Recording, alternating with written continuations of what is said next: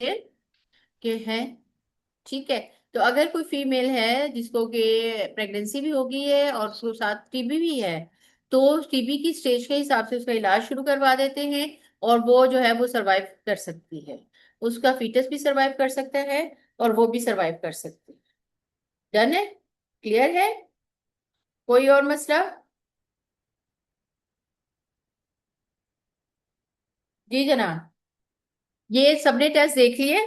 मैं भी आप लोगों का एक लास्ट में एक छोटा सा वो होगा, ऑब्जेक्टिव ऑब्जेक्टिव टाइप पेपर होगा। रेडी है? अच्छा जी, अगला जो हमारा है वो बहुत इंपॉर्टेंट है। ये आप स्लाइड जरा रिव्यू कर ले। क्या बता रही है ये स्लाइड आपको? जल्दी से पढ़ के मुझे बताएं। जी, स्लाइड क्या बता रही है? पढ़ना शुरू करें ऊंची आवाज से, दो तीन लोग ताकि समझ में आए।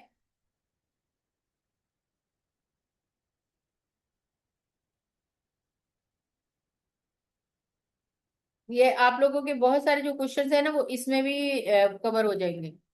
मेडिकेशन रिव्यू कर रहे हैं और टेट्रोजेनिसिटी। टेट्रोजेनिसिटी का क्या मतलब होता है कि वो चीज जो फीटस को जो है नुकसान पहुंचाती है। ठीक है। उसमें प्री नेटल में कौन सी चीजें जो है वो टेट्रोजेनिक होती हैं, वो सब है ऐसे सब्सटेंस या condition that disturb normal foetal growth and the development. आप क्या करेंगे? उसमें क्या क्या चीजें आ जाती हैं? रेक्रिएशनल सब्सटेंस जो है वो कौन सी होती हैं जो इसको कि आप जिंदगी को एंजॉय करने के लिए पीते हैं। चूंकि ये हम ओवरऑल सबकी बात कर रहे हैं तो इसमें हम पाकिस्तान भी आ जाते हैं और पाकिस्तान से बाहर कंट्रीज भी आ जाते हैं। तो जहाँ पे चूंकि अल्कोहल इस्तेमाल करना नॉर्मल होता है, सिगरेट पीना नॉर्मल होता है, या मुख्तलिफ किस्म की रिक्रिएशनल सब्सटेंस यूज यूज करना नॉर्मल होता है। ठीक है। इसी तरह डायबिटीज के लिए अगर आप मेडिसिन इस्तेमाल करते हैं या ऐसी मेडिसिन इस्तेमाल करते हैं जो कि प्रेगनेंसी में नहीं इस्तेमाल करनी चाहिए, तो उसकी वजह से भी फीटस को नुकसान हो सकता है। इसमें खास चीज जो इम्पोर्टेंट होती है वो होती है उनकी टाइमिंग, उनकी डोज और उनकी ड्यूरेशन। जैसे अभी किसी ने जिक्र किया था ना, टीबी है, तो टीबी अगर स्टेज बहुत हाई है तो वो लाजमी सी बात है फीटस को भी नुकसान पहुंचाएगी और माँ को भी। लेकिन अगर अर्ली स्टेज होगी तो माँ का इलाज भी हो जाता है और साथ साथ फीटस भी सेफ रहता है। ठीक है। अब हाई रिस्क क्या होता है कि अर्ली प्रेगनेंसी लॉस हो सकता है, स्टिल बर्थ हो सकता है, फीटल ग्रोथ रिस्ट्रिक्शन हो सकती है, कंजेनाइटल एबनॉर्मलिटीज होती है और डेवलपमेंटल डिलेज का मतलब ये होता है कि माइंड जो मेंटल रिटार्डेशन हो सकती है। अगर आप देखें जो सिगरेट इस्तेमाल करने वाली या अल्कोहल इस्तेमाल करने वाली माएँ हैं ना, उनके बच्चों की जो मेंटल कंडीशन होती है वो बहुत स्लो होती है, वो बहुत स्लो स्लो चलते हैं। कंजेनिटल एब्नॉर्मलिटीज उनमें होती है जो ऐसी मेडिसिन इस्तेमाल कर लेती हैं जो प्रेगनेंसी के दौरान नहीं करनी चाहिए। ठीक है। यहाँ ग्रोथ रिस्ट्रिक्ट हो जाती है। ठीक है। ग्रो ही नहीं करता बच्चा। तो यहाँ तक बात क्लियर है सबको? आगे चलें। अब हमने जी, संध्या बोले। ओके। क्वेश्चन है? ठीक है, क्वेश्चन है तो बोलें, ठीक है, नहीं तो आगे चलते हैं। Thank you. ओके। जबरदस्त हो गया। अब हमने क्या करनी है कि कौन सी मेडिसिन हमने उनको देनी है? हमने उनको फॉलिक एसिड देनी है एंड फोलेट सप्लीमेंट देनी है। दो चीजें आपने उनको देनी है लाजमी प्रेगनेंसी कंसीव करने से पहले। कौन सी? Number one. अच्छा, टेट्रोजीन्स का मतलब क्या होता है मैं आपको बता देती हूँ जी। टेट्रोजेनिक या टेट्रोजीन का मतलब होता है कि एक ऐसी कंडीशन जिसमें फीटस जो होता है ना उसको नुकसान पहुंचता है मेडिसिन की वजह से या ऐसी कंडीशंस की वजह से या ऐसे सब्सटेंस की वजह से जो कि प्रेगनेंसी के दौरान नहीं लेना चाहिए। ठीक है। एक और क्वेश्चन ले लें। क्या कहते हैं? मिस चाहे मैडम चाहे मेडिसिन हो या डाइट की वजह से भी। डाइट भी होती है मैंने कहा ना, ऐसा सब्सटेंस, वो चीजें भी ओके। जो बीमारी में मना है। ठीक है। बच्चे की ग्रोथ को रोक रोक सकती हैं। ठीक है। ठीक है, बच्चों को लाजमी इफेक्ट करती है। अच्छा जी, हम उनको प्री कंसेप्शन में कौन से सप्लीमेंट दे सकते हैं? फोलिक एसिड बहुत अच्छे दे सकते हैं। मैं तो ये कहती हूँ जो अडल्ट लड़कियां होती हैं ना सबको फोलिक एसिड लेना चाहिए। सबको फॉलिक एसिड जो होती है अलैदा होती है, फोलेट जो होता है वो आयरन जो जाके बनाता है उसको हम लोग फोलेट कहते हैं। ये कॉर्नर स्टोन होते हैं, कॉर्नर स्टोन, जो कि बच्चे की जाके जो उसका आयरन होता है, उस आयरन को बहुत अच्छे तरीके से बनाते हैं। ठीक है। अच्छा, ऑक्सनेट डी और कैल्शियम, आप क्या कहना चाह रहे हो दुआ, इसमें आप मुझे बताओ। ठीक है। फिर आपने मेडिकेशन रिव्यू करनी है जो कि टेट्रोजेनिक रिस्क पर होती है। मिसाल के तौर पर आइसो, ये जो सिंपल, आप मैं इनको आप सिंपली इनको बता देती हूँ। बहुत सारी एंटी हाइपरटेंसिव ड्रग्स होती हैं, बहुत सारी एंटी एपिलेप्टिक ड्रग्स होती हैं, बहुत सारी जो होती हैं वो क्या नाम है, एंटीबायोटिक ऐसी हो जाती हैं। बहुत डायबिटीज के लिए जो मेडिसिन इस्तेमाल करते हैं, ब्लीडिंग रोकने के लिए बात करते हो मेडिसिन इस्तेमाल करते हैं, वो ऐसी मेडिसिन जो कि प्रेगनेंसी के दौरान नुकसान पहुंचाए। क्लासिफिकेशन मैंने आपको बता दी, ठीक है। हमने क्या करना है एज अ मिडवाइफ, इन तमाम चीजों को देखना है और औरतों को रेफर करना है कि आप जाएं, ठीक है, और डॉक्टर से इसके मुतालिक इंफॉर्मेशन लेकर आए।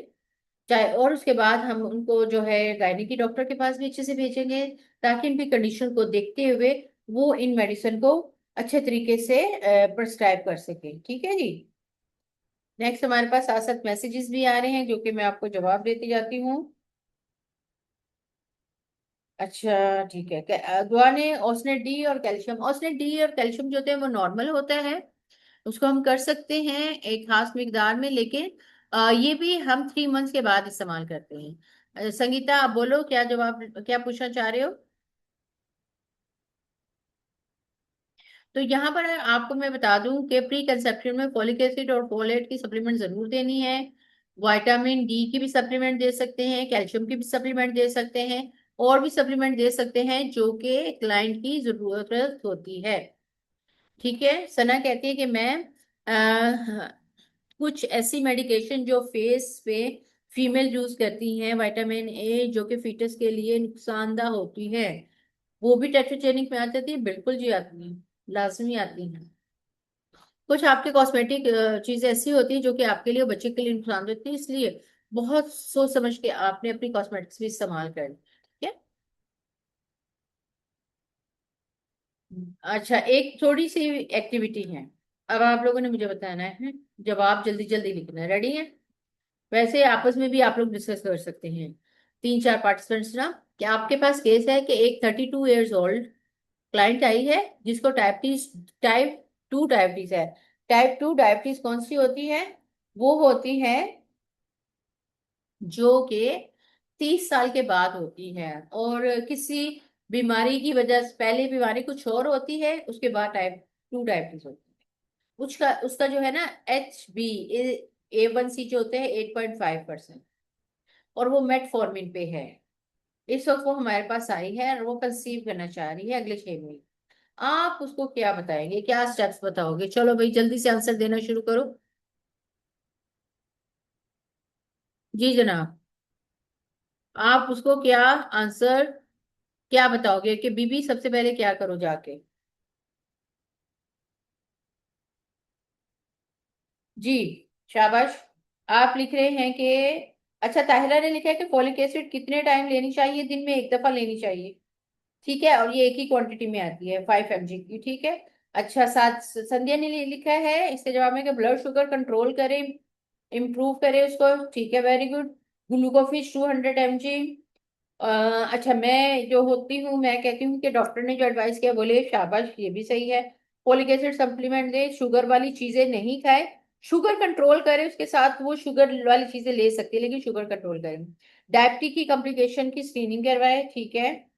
BMI करवा ले, शुगर कंट्रोल करे, डॉक्टर की एडवाइस के मुताबिक चीजें ले ले, HB इंप्रूव करे, डाइट के बारे में बताएंगे जो शुगर वाली ना हो, और प्री कंसेप्शन की काउंसलिंग करेंगे। यस, वेरी गुड, सही जवाब दे रहे हैं आप लोग। और शुगर कंट्रोल करनी है, सबसे पहले शुगर कम करेंगे। अच्छा, शुगर कंट्रोल करने का मकसद ये होता है कि बिल्कुल ना खाना, ना खाना नहीं होता, इतना खाना है जितनी की बॉडी की जरूरत हो। ठीक है, आप लोगों ने सही बताया, देखते हैं इसका क्या जवाब है। तो सबसे पहले आप मुझे बोलेंगे कि अपना लैब करवा दो, ताकि आपकी HB पता चल जाए। नंबर 2, HbAc1 करवा लो, ठीक है। और जो मेन टेस्ट है सीबीसी, सीबीसी करवा लो, ताकि आपके एनीमिया का, आपके इन्फेक्शन का भी पता चल जाए। डन। फिर उसकी जो और कोई खतरनाक कंडीशन है उसके बारे में पता चले। नंबर 2, रेफरल कंसिडरेशन, उसको रेफर करना है आप, ठीक है, कि आप जाए ट्रस्ट केयर हॉस्पिटल में डॉक्टर के पास। आप जरूर कंसीव करें, लेकिन उससे पहले आप एक अच्छे से जो है ऑब्स्टेट्रिशियन का मशवरा ले लें। आप उसको अच्छे से ट्रस्ट केयर हॉस्पिटल में भेज दें। लाइफ स्टाइल काउंसलिंग करनी, कि उसको चूंकि शुगर है, उसको खाना ऐसा लेना है जिससे उसकी शुगर इंक्रीज नहीं हो, मेंटेन रहे। एक्सरसाइज करनी है। नंबर 2, उसको जो है अच्छी नींद लेनी है, ऐसी चीजें नहीं लेनी, ठीक है, जो कि उसके लिए नुकसानदेह हो।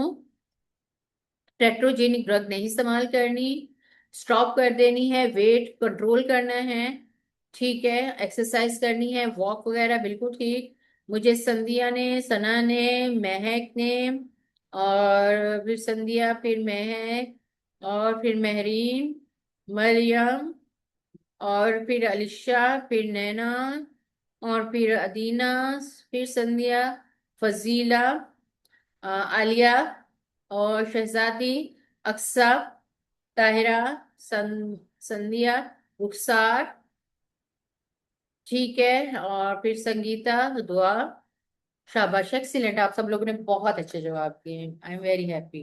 तो ये सारी चीजें आप उनको बताएंगे। हाई की हाई, हाईएस्ट उनका जो पॉइंट्स होंगे जो कि हाईलाइट करेंगे, वो नंबर 1, ग्लाइको ग्लाइसेमिक कंट्रोल करना है आपने। शुगर कंट्रोल करने से पहले कि आप कंसीव करें, फॉलिक एसिड अच्छी से लेनी है, ठीक है। और मुख्तलिफ किस्म की अगर उनको कोई और बीमारी है तो 1 से 2 डॉक्टर्स को उनको आपने रेफर कर दिया। डन, शाबाश, अच्छा काम किया। अब आता है खास काम। ये बड़े मजे के पॉइंट्स है जो आप as a midwife, as a nurse उनको बता सकते हैं।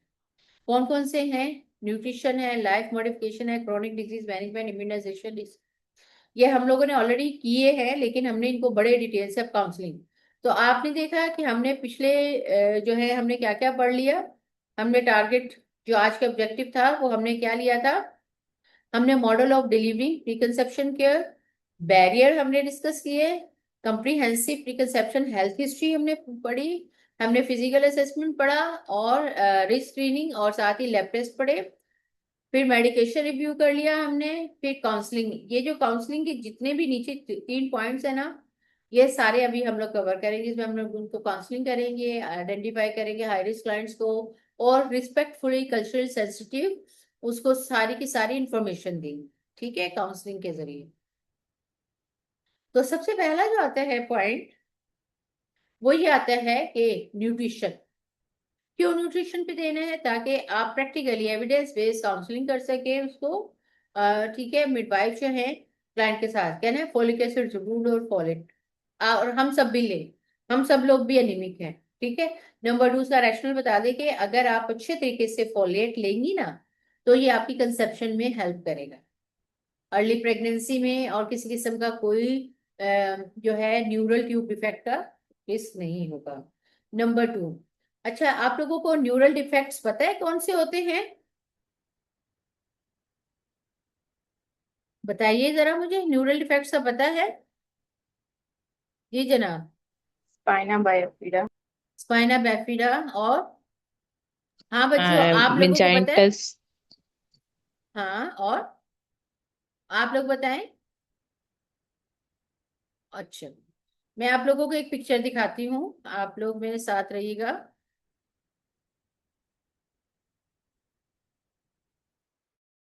ये जो न्यूरल डिफेक्ट्स होते हैं, ये वो डिफेक्ट्स होते हैं जो कि फोलिक एसिड की कमी की वजह से होते हैं, और इसमें बहुत खतरनाक कंडीशन हो जाती है। न्यूरल डिफेक्ट्स, ठीक है, ओ फीटस, स्पाइनल बायोपिरा। स्पाइना बैफिडा, ठीक है, ओके जी। ये आप लोग देख लें, ये मैं आपके साथ स्क्रीन शेयर करती हूँ। अच्छा, मैं आपके साथ ये भी, और बर्थ डिफेक्ट्स भी मैं आपके साथ जो है वो भी शेयर करती हूँ, ताकि आप लोगों को क्लियर हो कि न्यूट्रिशन अगर सही नहीं हो तो क्या होता है? तो एवरीबडी इज रेडी, हम जा रहे हैं कुछ खास चीजें देखने। ठीक है जी। तो सबसे पहले मैं आपको लेके चलती हूँ। जी जनाब, ये मैंने आपके साथ स्क्रीन शेयर की।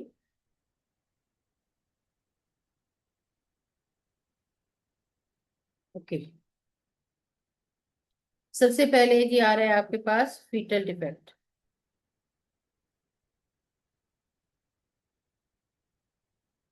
जी जनाब, ये तस्वीर क्लियर है सबको? Yes madam. ये है जी फीटल डिफेक्ट्स। इस फीटल डिफेक्ट में क्या होता है, फोलिक एसिड की अगर डेफिशिएंसी हो तो उस डेफिशिएंसी की वजह से जो है न्यूरल डिफेक्ट होते हैं, और उन न्यूरल डिफेक्ट्स में बच्चा जो होता है उसके कंडीशन, ये कंडीशन हो जाती है। ये है न्यूरल ट्यूब डिफेक्ट्स, सही। ये बच्चा है, ठीक है। ये इसको कहते हैं सिंपल, अभी आप समझ, इसकी टर्मिनोलॉजी में जाने की जरूरत नहीं। चाहिए दूसरा जो है वो एनसिफेली का होता है। इस ये जो पहले वाला है ना, इसका पूरा देखिए ब्रेन से लेके जो न्यूरल ट्यूब है ना, वो भी पूरी की पूरी जुड़ी हुई नहीं है। दूसरे का दिमाग ही नहीं बना हुआ। तीसरे का जो है वो एनसेफेलोसील है, यानी बाहर की तरफ एक ब्रेन जो है वो बाहर की तरफ निकला हुआ है। ये जो सर्वाइकल बोन होती है ना, उसके पीछे ये बनता है। जबकि ये वाला जो है एक मेनिंजोसील है, ये जहां पर हम लोग बैठे होते हैं ना, वहां पर ये पैक बनते हैं। अब ये सब जो बनते हैं ना, एक छोटी सी गलती की वजह से बनते हैं। वो क्या होती है कि फोलिक एसिड डिले। डन है? क्लियर है? ये आप लोग क्या है, न्यूरल डिफेक्ट्स हैं due to deficiency of, due to deficiency of folic acid. ठीक है। फिर आपके पास आ जाते हैं जी बर्थ डिफेक्ट्स। तो बर्थ डिफेक्ट्स जो है वो मैं आपको दिखा रही हूँ, मुख्तलिफ किस्म की न्यूट्रिशन डेफिशिएंसी की वजह से होते हैं। ठीक है।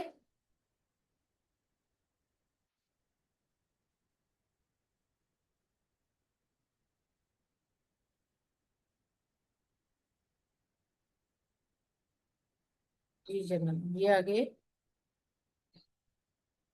अच्छा जी, नोट अलाउड कह रहे हैं यहाँ पर आप नहीं। अच्छा, ये पिक्चर आपको क्लियर है?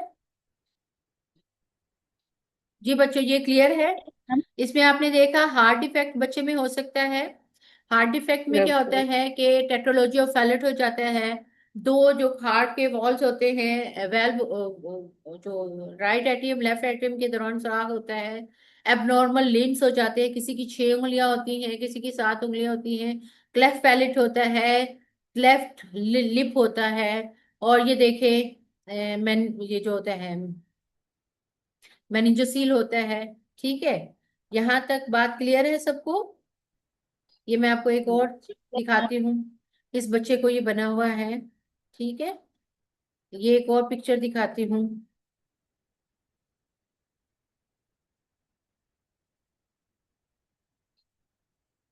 तो ये सारे जो है ये न्यूट्रिशन डेफिशिएंसी की वजह से और टेट्रोजीनिक इफेक्ट्स की वजह से होता है।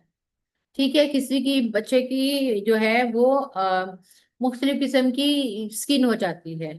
ठीक है। ये देखिए काजेज ऑफ बर्थ डिफेक्ट में क्या आता है, इन्वायरमेंटल में इन्फेक्शन होता है, ड्रग्स और मेडिसिन आता है, अल्कोहल, फीटल अल्कोहल सिंड्रोम हो जाता है। ये फीटल अल्कोहल सिंड्रोम वाले बच्चों की होती है, और अक्सर उन माँ में होती है जो ज्यादा अल्कोहल इस्तेमाल करती हैं। डन है जी, क्लियर है? मैंने क्या छोटा छोटा सा आपको रिव्यू करवा दे।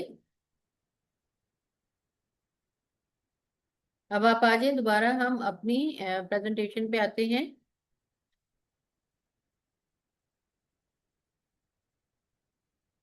ओके। इस प्रेजेंटेशन के मुताबिक हमने कहा कि आपने न्यूट्रिशन अच्छी सी देनी है, क्योंकि ये जो न्यूट्रिशन होती है ये बच्चे के जाके ग्रोथ करती है। फिर आपने रैशनल भी बता दिया, और साथ ही आपने ये भी बता देना है कि हर इंडिविजुअल जो होते हैं ना, वो उसको जो भी मेडिसिन वगैरह अगर दी जा रही है तो उसकी डोज का ख्याल रखना है। ठीक है, ताकि उसके हिसाब से उसको पता हो कि उसके और उसके बेबी को क्या नुकसान पहुंच सकता है, और उनमें न्यूरल इफेक्ट नहीं हो। और मुख्तलिफ किस्म की जो मेडिसिन इस्तेमाल करती हैं, उनको भी आपने सोच समझ के इस्तेमाल करना है। ठीक है। आप लोगों ने कुछ मैसेजेस किए हैं तो मैं इसको देख लूं।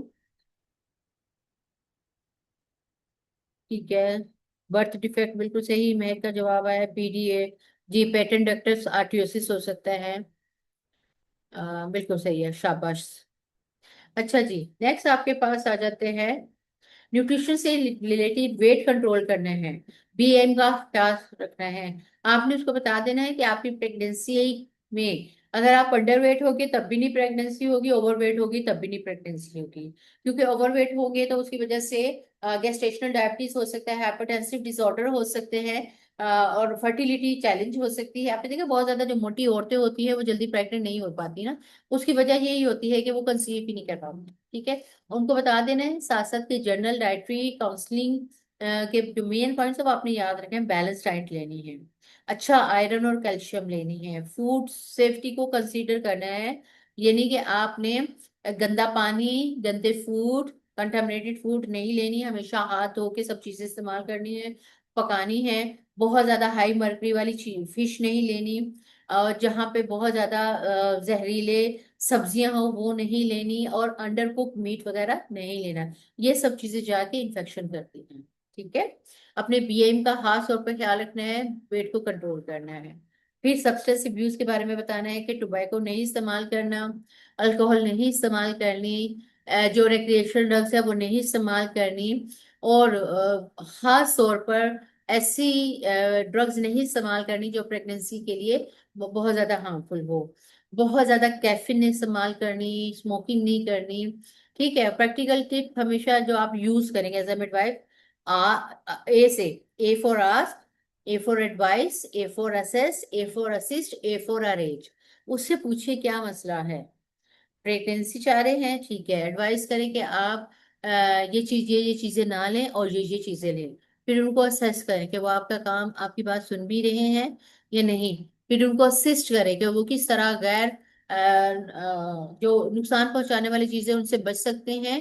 और अरेंज करें उनके लिए काउंसलिंग के सेशंस, उनके लिए विजिट्स अरेंज करें कि वो अच्छे से डॉक्टर के पास जाके उनको कोई और प्रॉब्लम है तो उसका वो सोल्यूशन निकाल सकते हैं। ठीक है, यहां तक बात क्लियर है, आगे चले। एग्री? Should we move? जी जनाब। Okay, done. अच्छा, ये वाला जो है ना, आपको मैं बता दूं, पाकिस्तान में भी बहुत सारी औरतें टोबैको इस्तेमाल करती हैं, अल्कोहल इस्तेमाल करती हैं। तो आपको बहुत अच्छे से जो है उनकी काउंसलिंग करनी है। ठीक है, फिर ये एक स्लाइड मैंने खास तौर से आप लोगों के लिए तैयार की है। वो ये है कि आपने उनका एनवायरनमेंट देखना है और ऑक्यूपेशनल एक्सपोजर। अक्सर जो आप लोगों के पास जो औरतें आती हैं ना, वो औरतें आती हैं जो बाहर का काम भी कर रही होती है। आपने देखना है वो कहाँ पे काम कर रही हैं, उनके इर्द गिर्द कौन से केमिकल्स हैं, वो उनके इर्द गिर्द जो है वो लीड्स तो नहीं है, रेडिएशन वाली एरिया में तो काम नहीं कर रही, बहुत कोई ऑक्यूपेशनल हैजर्ड वाली जगह पे तो काम नहीं कर रही, खेतों में काम कर रही। तो उन खेतों में जो काम कर रही हैं तो उनको बहुत ज्यादा वहां पे कोई पेस्टिसाइड तो नहीं छिड़का जा रहा। ठीक है, बहुत ज्यादा ऐसी मेकअप की चीजें तो नहीं इस्तेमाल कर रही जिनके बहुत ज्यादा साइड इफेक्ट्स होते हैं, क्योंकि ये सारी बॉडी में जाके ब्लड सर्कुलेशन में शामिल होती हैं। कोई ऐसी जगह पे काम तो नहीं करी जहाँ पे हैवी मेटल वगैरह हो, जैसे लीड वगैरह। ये सारा जहर है बच्चे के लिए ना, तो वो फिर प्री कंसेप्शन में जब आप उनको समझाएंगे ना कि इन तमाम चीजों से आपने बचना है, देन आपने इंकरेज करना है क्लाइंट को कि वो अपनी वर्क प्लेस को रिव्यू करे और सेफ्टी मेजर्स ले, ताकि और कोई मसला हो तो हमसे आके वो डिस्कस करें। फिर आपने उनकी इम्यूनाइजेशन कंफर्म करनी है, उसके बारे में अच्छी सी काउंसलिंग करनी है। तो रुबेला और वेरिसिला की आपने वो की है। आपको पता है बाज़ इलाकों में बहुत ज्यादा ये रुबेला यानी जर्मन मीजल्स फैला हुआ होता है ना, तो अगर आप उनको पहले से इन्फॉर्म नहीं करेंगे तो हो सकता है वो रिसीव भी कर ले, बाद में वो प्रेग्नेंट तो होंगी, लेकिन प्रेग्नेंट होने के बाद जब उनको पता चले कि उनका बच्चा जर्मन मीजल्स का शिकार है तो उनको अबॉर्शन करवाना पड़ेगा, क्योंकि बच्चा जो है वो कॉम्प्लिकेशन का शिकार हो जाता है। तो इसलिए बिफोर कंसेप्शन उनको बताना होता है। साथ ही उनको दूसरी वैक्सीन जैसे इन्फ्लुएंजा, कोविड-19, या ये जो हमारे पास अब नई वैक्सीन आई है, टीडीएपी, ये हमने देनी है। ठीक है, फिर हमने उनको नेक्स्ट जो करना है वो उनकी फिजिकल एक्टिविटी के बारे में। आप लोग क्या कहते हैं कि फिजिकल एक्टिविटी करनी चाहिए प्रेगनेंसी के दौरान? बताएं जरा। मैम शुरू के 3 मंथ्स में तो नहीं करनी चाहिए। अच्छा, वजह भी बताते चले जाए क्यों नहीं करनी चाहिए।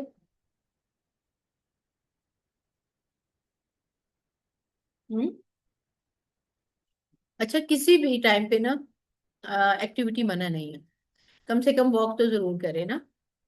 कम से कम वो वॉक तो जरूर करें।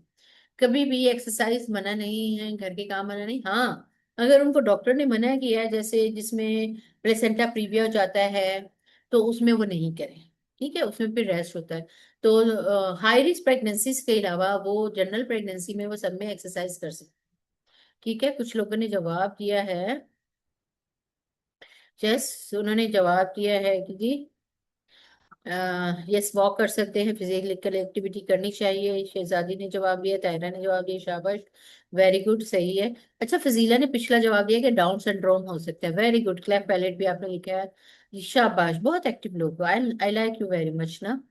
और फिर सन्ना ने, संध्या ने लिखा है एंसेफेलोपैथी, मैंने जो माइलोसिस फाइना, बिल्कुल सही लिखा है आप लोग ने, शाबाश। ठीक है। अच्छा, जनरल रिकमेंडेशन ये है कि उनको जो है चलना फिरना चाहिए, अच्छी नींद लेनी चाहिए और स्ट्रेस को मैनेज करना है। आपको पता है, आप लोगों को भी स्ट्रेस नहीं लेना। स्ट्रेस फ्री लाइफ गुजारनी है, क्योंकि स्ट्रेस की वजह से कोर्टिजोल लेवल बढ़ता है। और कोर्टिजोल लेवल बढ़ने की वजह से बंदा कुछ नहीं होता तो बहुत अच्छे वाला मोटा हो जाता है। तो अगर आप समझते हैं कि आपने मोटा नहीं होना और आपने अपने क्लाइंट को भी बताना है कि वो मोटापे से कैसे बचे, तो उसको स्ट्रेस मैनेज करना आना चाहिए।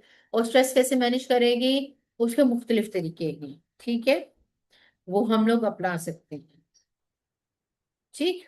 प्री कंसेप्शन में हाँ, स्पेशल पॉपुलेशन के लिए हमने काउंसलिंग स्किल्स और रेफरल पाथवे तैयार करना है, ताकि हम उन, कभी हमारे पास ऐसी कम्प्लेक्स सिचुएशन आ जाए प्री कंसेप्शन सिनेरियोज में, तो हम उसको अच्छे तरीके से हैंडल कर सकें। मिसाल के तौर पर जेनेटिक काउंसलिंग वाली अगर हमारे पास आती है, कि आपने देखा होगा कि बाज खानदान में बच्चों बहुत ज्यादा एक ही तरह की बीमारी का शिकार होते हैं, उसी में ही वो दोबारा अगर कंसीव करना चाहे, या उनकी नई नवेली दुल्हन कंसीव करना चाहे, या शादी हो रही है, तो आपने उनको भेजना है। ये रेड फ्लैग होता है कि आप पहले जाए और जाके जो है ना अपनी जेनेटिक काउंसलिंग करें। उनके लिए आप अच्छे से उनको टर्शियरी हॉस्पिटल में डॉक्टर गायनाकोलॉजिस्ट के पास, ऑब्स्टेट्रिशियन के पास भेजें। ठीक है, प्री नेटल एज में ही भेजें, ताकि उनको पता चले कि उनकी जेनेटिक कंडीशन क्या है। पाकिस्तान में जो इस वक्त थैलेसीमिया का है, उसका कानून करार दे दिया गया है कि जिनमें थैलेसीमिया की कंडीशन होती है खानदान में, वो शादी से पहले जरूर टेस्ट करवाएंगे। बार बार प्रेगनेंसी अगर लॉस हो रही है, उसमें भी आपने करवाना है। ठीक, ये तमाम कंडीशन में आपने लाजमी ये करवाना है। ठीक, मिडवाइफरी रोल क्या है आपका, कि आपने पेशेंट की नीड को आइडेंटिफाई करना है, उसकी रिस्क असेसमेंट करनी है, उसके टेस्ट करवाने हैं, और उसको अच्छी सी जगह पे रेफर करना है। ठीक है, कुछ लोग कहते हैं स्ट्रेस में बहुत ज्यादा खाते हैं, वेट गेन होता है। अब वो खाएं या नहीं खाएं, खाएंगे तो और ज्यादा जल्दी उनका वेट गेन हो जाएगा, नहीं भी खाएंगे ना तो कोर्टिजोल की वजह से उनकी बॉडी में ग्लूकोज लेवल हाई हो जाएगा। ठीक है, ये आपने बिल्कुल ठीक कहा, और शाबाश। High blood pressure, gestational hypertension भी होता है, yes, very good. Walk exercise करनी चाहिए, ठीक है, वेरी गुड। तो महक ने, संध्या ने, संगीता ने, सना ने, इन सब ने बहुत अच्छे जवाब दिए, शाबाश। फिर काउंसलिंग करनी है। अच्छा, ये कुछ और पॉइंट्स है जो मैं आपके साथ ऐसी क्लाइंट भी आपके पास आती है जो अभी अभी प्रेगनेंसी लॉस हुई है, इनफर्टिलिटी का केस है, या उसके एडवर्स आउट यानी प्रेगनेंसी के बहुत खतरनाक नतीजे निकलते, उनको बहुत आपने केयरफुली हैंडल करना है। कुछ ऐसी आती हैं जिनके प्रेगनेंसी के दौरान भी उनके जो पार्टनर्स होते हैं, वो क्या करते हैं, उनके साथ गलत रवैया रखते हैं, मारते हैं, स्ट्रेस देते हैं, ये भी आपने आइडेंटिफाई करना है।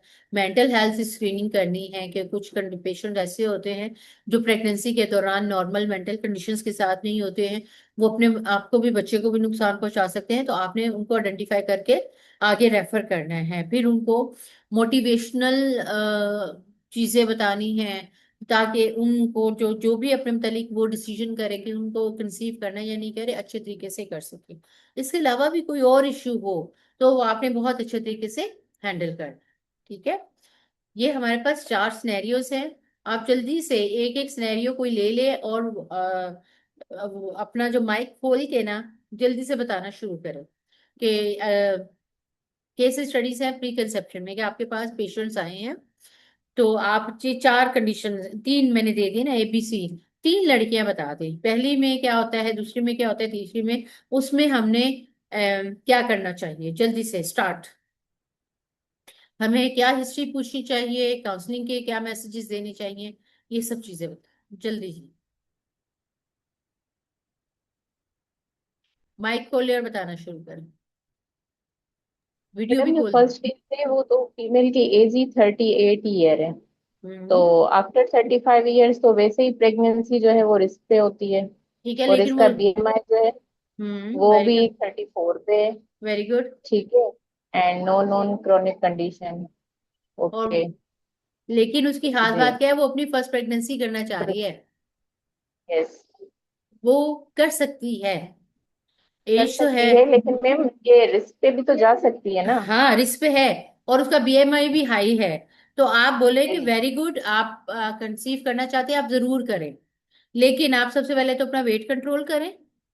ठीक है, क्योंकि आप हाई रिस्क प्रेगनेंसी होंगे, आप अपना वेट कंट्रोल करें, अपनी न्यूट्रिशन अच्छी करें, स्ट्रेस मैनेज करें, मेडिकेशन कौन सी इस्तेमाल करती है उनको कंट्रोल वेट को करें, बैलेंस करे। फॉलिक एसिड, जी। हाँ। तो आप ये कर सकती है, लेकिन उसकी बहुत अच्छी काउंसलिंग के साथ सारी चीजें कंट्रोल करते हैं। एक्सीलेंट सैरी, शाबाश। नेक्स्ट कौन एक्सप्लेन करेगा? जी जनाब, फटाफट करो, चलो सना, संध्या, महक, माइक खोलो, शुरू हो जाओ। संध्या ने सेकंड में जेनेटिक काउंसलिंग और कैरियर स्क्रीनिंग करनी चाहिए, specially for the female partner. चले शाबाश। सिनेरियो कहता है एक कपल है जहाँ पे मेल पार्टनर जो है उसको फैमिली हिस्ट्री है कि सिस्टिक फाइब्रोसिस है। ठीक है, the female partner has no. ठीक है, तो ये जो सिस्टिक फाइब्रोसिस है ना, ये मेल को है, ये जेनेटिक हिस्ट्री इसको देख लेनी चाहिए। बाकी सारे टेस्ट करवाए तो ये कपल जो है ये कंसीव कर सकता है, क्योंकि फीमेल को नहीं है, तो मेल को है, तो मेल की तरफ से ये आ सकता है। लेकिन सिंपल, वेरी गुड सिंधिया, आपने बताया कि जेनेटिक काउंसलिंग करे, और जो है, और खासतौर से फैमिली, वेरी गुड, एक्सीलेंट, और जनरल काउंसलिंग बाकी सारी चीजों की भी करती, शाबाश संध्या। जी, मैंने नाम गलत तो नहीं लिया? हाँ केड़ा वाला भाई। अच्छा अच्छा सैरिश। पीरियड्स है। जी जनाब, आगे, शाबाश। फिर है केस 3, या client who disclose ongoing alcohol use and currently using hormonal contraception but plans to stop within 3 months to conceive, उसे आप क्या बोलेंगे? कौन जवाब दे रहा है? ये जवाब दे रहा है कि मेंटल हेल्थ काउंसलिंग करेंगे। ये में है, कौन सी काउंसलिंग करोगे बच्चे बताओ? अच्छा, शाबाश। एक और ने भी जवाब दिया है, एक मिनट, हाँ, संगीता। अच्छा, संगीता ने ऊपर, संध्या ने पहले जवाब दे दिया था, शाबाश। अब संगीता कहती है कि 3 में अल्कोहल को बोल देंगे बंद कर दे, काउंसलिंग करेंगे फॉलिक एसिड सप्लीमेंट्स की और लाइफस्टाइल मॉडिफिकेशन की, very good. Mental mental health की भी काउंसलिंग करेंगे, विजिट फॉलोअप करेंगे, वेरी गुड, एक्सीलेंट, मैक ने भी बिल्कुल। तो शाबाश जी, क्लैपिंग कर दिए सब लोग अपने लिए, जबरदस्त किया, बड़े तेज स्टूडेंट्स हो आप लोग, माशाल्लाह, एक्सीलेंट। ठीक है, एक जवाब और आया है, हम देखते हैं कि ये क्या कर रहे हैं।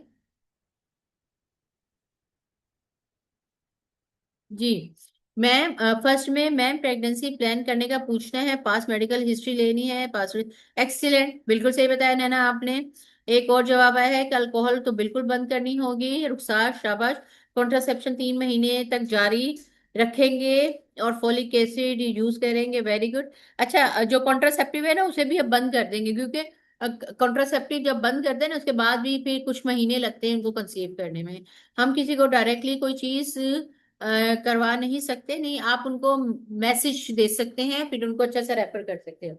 अच्छा, आप सब लोग जो है प्लीज अपना नाम जो है वो सही लिखा है तो मुझे जरूर बता दें, किसी को कोई मसला हो तो मुझे, मैं अपना नंबर लिख रही हूँ, वो उसमें जरूर मुझे राब्ता करे, ताकि कोई मसला हो तो वो बता सके। आप लोगों का बहुत शुक्रिया, बहुत अच्छा लगा, थैंक यू सो मच आपके ज्वाइन करने का। ठीक है, और अपना ख्याल रखें, अल्लाह हाफिज, दुआ में याद रखिएगा, इंशाल्लाह ताला दोबारा भी आप लोग जरूर आइएगा, क्योंकि आप दोनों मेमन कॉलेज ऑफ नर्सिंग और मिडविफरी और जोहरा की जो है जैनब पंजवानी, दोनों स्टूडेंट बहुत अच्छे। कैसा लगा? मेरा नंबर आपने ले लिया है, आप मुझे जरूर मैसेज कीजिएगा कि आपको ये कैसा लगा। थैंक यू सो मच आप लोगों का भी, और थैंक यू सो मच आप लोगों के मैसेजेस का भी। अपना ख्याल रखिएगा। Thank you so much madam.